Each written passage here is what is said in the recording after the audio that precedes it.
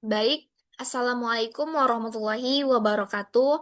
Perkenalkan nama saya Tri Anissa Rizky dengan NIM 6404250020. Jadi, di sini saya akan menjelaskan mengenai codingan soal latihan linear dan binary search. Oke? Baik, kita perhatikan pada codingan yang ada di sini. Nah, untuk yang pertama saya akan menjelaskan mengenai linear search. Nah, pada bagian pertama kita di sini diminta untuk membuat sebuah variabel mahasiswa, di mana variabel tersebut berisi kumpulan data mahasiswa yang ditulis dalam bentuk list. Nah, terdapatlah indeks ke-0 yang berisi NIM, indeks ke-1 berisi nama, indeks kedua berisi prodi, dan indeks ketiga berisi NIM. Nah, baik, setiap data mahasiswa ini memiliki informasi yang berbeda-beda. Lanjut, untuk bagian selanjutnya kita dimintai untuk menginput NIM, di mana nanti program meminta pengguna untuk memasukkan NIM yang akan dicari. Dalam salah satu NIM yang ada di sini maksudnya. Nantinya variabel inilah yang akan membandingkan seluruh NIM yang ada di dalam data tersebut. Selanjutnya, yang ketiga yaitu membuat variabel awal. Nah, terdapat dua variabel nih, di mana variabel ditemukan diisi dengan nilai false yang artinya berarti data belum ditemukan, karena kan belum dicari nih. Terus, sedangkan variabel jumlah di sini digunakan untuk menghitung berapa kali proses pencarian atau perbandingan nanti dilakukan. Di mana kenapa nilainya awalnya 0? Karena pencarian belum dicari. Nah, selanjutnya di sini ada perulangan. Kita diminta untuk melakukan perulangan. Nah, inilah merupakan proses bagian utama dari linear tersebut. Perulangan ini berguna untuk memeriksa setiap indeks mulai dari satu per satu sehingga muncullah dari indeks pertama hingga terakhir. Nah, fungsi len dalam kurung mahasiswa mengetahui jumlah seluruh data mahasiswa. Sedangkan range di sini adalah berfungsi menghasilkan urutan indeks mulai dari 0 sampai dengan indeks terakhir. Lanjut, di sini ada jumlah tambah sama dengan 1, di mana artinya setiap kali program memeriksa satu data mahasiswa, nilai variabel jumlah akan bertambah 1. Tujuannya untuk mengetahui berapa banyak proses perbandingan yang dilakukan. Dan masuk di sini, kita diminta untuk membandingkan NIM. Pada bagian inilah dilakukan proses pencarian.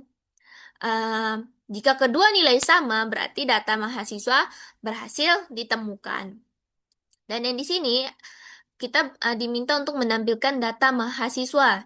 Jika NIM yang dicari berarti cocok, maka program akan menampilkan informasi mahasiswa. Data yang ditampilkan di sini kita perhatikan ada indeks ke-1 ada nama, indeks kedua ada prodi, dan indeks ketiga ada IPK. Nah, jadi pengguna dapat langsung melihat informasi lengkap mahasiswa yang dicari tadi. Nah, dan yang terakhir, bagian yang di sini, bukan yang terakhir maksudnya, yang di bawahnya, kita perhatikan yang di sini, print posisi indeks ke ini. Selain menampilkan data mahasiswa, program juga diminta untuk menampilkan posisi data tersebut di dalam list. Dan kemudian ada jumlah perbandingan. Jumlah perbandingan ini artinya menampilkan jumlah perbandingan yang telah dilakukan. Selanjutnya, kita perhatikan yang di bawah. Ditemukan sama dengan true. Beda sama yang di atas. Yang di atas tadi ditemukan sama dengan false. Karena kita belum melakukan perbandingan atau pencarian. Nah, setelah data berhasil ditemukan, berarti variabel ditemukan berubah menjadi true. Artinya menandakan bahwa proses pencarian telah berhasil sehingga program tidak perlu melakukan kondisi data tidak ditemukan. Dan ini yang break, artinya menghentikan perulangan. Perintah ini dilakukan untuk menghentikan perulangan Ini. Nah, karena data sudah ditemukan, program tidak perlu lagi untuk memeriksa data mahasiswa berikutnya. Hal ini membuat proses pencarian menjadi lebih efisien. Oke, yang terakhir, jika data tidak ditemukan, di sini kita perhatikan if ditemukan ada sama dengan 2, terus false. Nah, setelah seluruh data diperiksa, program akan mengecek apakah variabel ditemukan tersebut masih bernilai false. Jika false, berarti tidak ada satupun NIM yang sesuai dengan input pengguna. Berarti ibaratnya ketika pengguna diminta untuk mengisi, berarti ada angka yang salah karena tidak ditemukan. Selanjutnya, menampilkan pesan yang ini. Print data tidak ditemukan, print jumlah perbandingan. Artinya, apabila data tidak ditemukan, program akan menampilkan pesan data tidak ditemukan. Nah, biasanya jumlah perbandingan tersebut sama dengan jumlah seluruh data. Karena linear search ini harus memeriksa semua data sebelum menyimpulkan bahwa data tersebut memang tidak ada, bahwa memang tidak ada gitu. Nah, ketika kita menjalankan program ini, maka nanti pengguna diminta untuk memasukkan NIM. Ingat, NIM yang diisi harus sesuai dengan informasi data mahasiswa yang kita masukkan tadi. Maka ketika NIM sesuai, maksudnya di sini akan tertulis data ditemukan dengan nama, prodi, IPK, posisi, dan jumlah perbandingan yang sesuai dengan NIM dia gitu. Dan program yang dijalankan. Baik. Untuk selanjutnya saya akan menjelaskan mengenai binary search. Mungkin perbandingannya sedikit tidak terlalu jauh.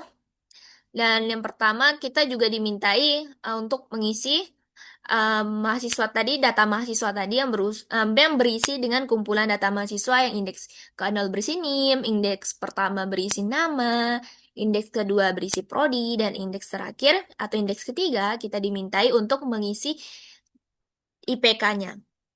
Sama seperti tadi, kita diminta untuk menginput NIM. Nah, inilah tadi gunanya program tersebut nanti akan meminta pengguna untuk memasukkan NIM yang akan dicari. Terus, yang ini kita perhatikan, mungkin di sini agak sedikit berbeda.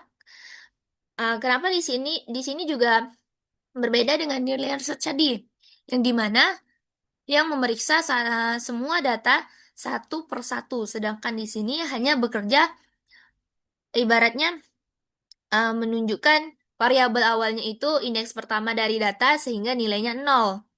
Dan yang akhir maksudnya di sini adalah menunjukkan indeks terakhir. Nilainya hanya diperoleh dari len dalam kurung mahasiswa kurang 1. Karena indeks pada Python itu selalu dimulai dari angka 0. Jika terdapat 10 data, berarti kan indeks terakhirnya adalah 9. Dan ini membuat variabel pendukung. Kita perhatikan di sini sama seperti tadi ya, dibuat 2 variabel pendukung di mana variabel ditemukan sebagai penanda apakah data berhasil ditemukan atau belum. Dan yang terakhir artinya yaitu data belum ditemukan. Sedangkan jumlah digunakan untuk menghitung berapa kali proses pencarian atau perbandingan dilakukan.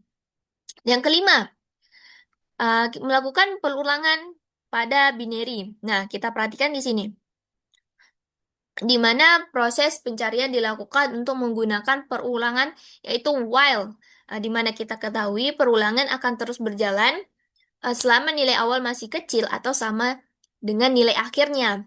Jika nantinya nilai awal melewati batas nilai akhir, berarti tidak ada lagi data yang diperiksa atau pencarian akan diberhentikan. Ini dia. Terus, sama seperti tadi, tetap ada jumlah tambah sama dengan 1. Setiap kali binary search melakukan satu kali pemeriksaan terhadap data, variabel jumlah akan bertambah 1. Sama ya, seperti linear tadi. Variabel ini mengetahui untuk berapa kali sih proses perbandingan dilakukan hingga data ditemukan gitu. Ini. Dan di bawahnya menentukan posisi tengah. Artinya, ini bagian penting dalam binary yang membedakan tadi.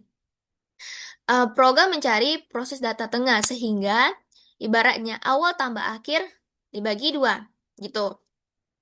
Artinya program akan langsung memeriksa data pada indeks keempat bukan dimulai dari indeks pertama pada seperti linear search itu tadi dia. Terus yang di bawahnya Yang kedelapan, yaitu membandingkan NIM, di mana setelah mendapatkan indeks yang tengah, program mengambil NIM pada posisi tersebut. Dan kode mahasiswa berarti kode mahasiswa yang di sini berarti mengambil data NIM dari mahasiswa yang berada di indeks di tengah. Nah, jika sama berarti data berhasil ditemukan. Dan yang ini, dan yang kesembilan, yaitu menampilkan data. Sama seperti tadi, jika data ditemukan berarti program akan menampilkan informasi mahasiswa yang meliputi nama, prodi, IPK, posisi, dan jumlah perbandingan. Nah, yang ke-10 yaitu mengubah status dan menghentikan pencarian.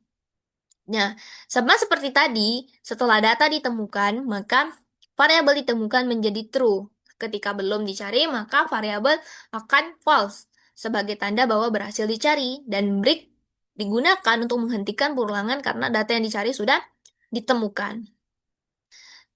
Selanjutnya, elif mahasiswa tengah cari.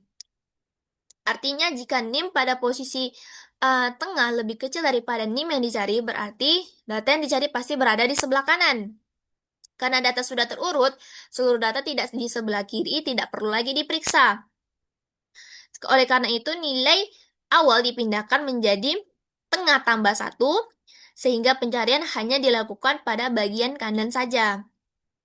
Oke, karena misalnya kan data tengah tuh 220105, sedangkan yang dicari kan 220107, maka lebih besar dong 220107, maka program langsung mengabaikan yang di sebelah kiri dan mencari bagian yang di sebelah kanan saja. Nah, selanjutnya, jika NIM lebih kecil dari data tengah, ada di sini kita perhatikan LS akhir sama dengan tengah kurang 1. Artinya, seluruh data di sebelah kanan langsung diabaikan, di mana nilai akhir dipindahkan menjadi tengah kurang 1, sehingga rentang pencarian menjadi lebih kecil. Gitu. Nah, terus yang di bawah adalah jika data tidak ditemukan. Setelah proses binary search selesai, maka program akan memeriksa apakah variabel tersebut ditemukan masih bernilai false. Nah, jika iya, berarti seluruh kemungkinan semua data yang diperiksa yang dicari memang tidak ada gitu. Dan yang terakhir menampilkan pesan yang tidak ditemukan. Jika data tidak ditemukan, akan menampilkan pesan data yang tidak ditemukan. Selain itu, program juga menampilkan jumlah perbandingan yang dilakukan selama proses pencarian. Nah, jadi setelah kita jalankan program tersebut, maka sama seperti linear tadi, dia akan diminta untuk memasukkan NIM. Pengguna akan diminta untuk memasukkan NIM. Pastikan NIM yang dimasukkan sesuai dengan data yang ada di atas, maka di sini outputnya akan memberikan data ditemukan dengan nama, prodi, IPK, posisi, dan jumlah perbandingannya gitu. Oke, jadi kesimpulannya program ini menggunakan algoritma binary search, yaitu metode pencarian yang bekerja dengan cara membagi data menjadi dua bagian secara terus-menerus gitu. Jadi mungkin kelihatannya sedikit berbeda dari